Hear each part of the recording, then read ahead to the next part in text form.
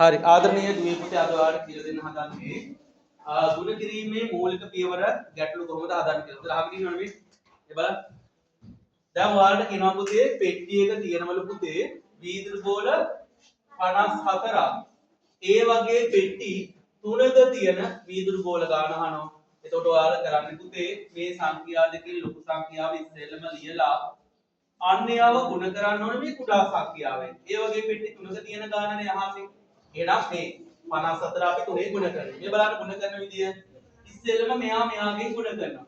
3 වාරයක් 4 කීයද? 3 වරක් 4 12යි. අපි ඕකෙන් දකුණු පැත්තේ ඉලක්කම තමයි ලියන්නේ. එතකොට එකක් ඉතුරු වෙනවා. ඊළඟට මෙයාගෙන් ගුණ කරනවා මේ 3 වරක් 4 12යි. 12න් මම දෙක ලිව්වා මේකක් ඉතිරි. 3 වරක් 5 15යි.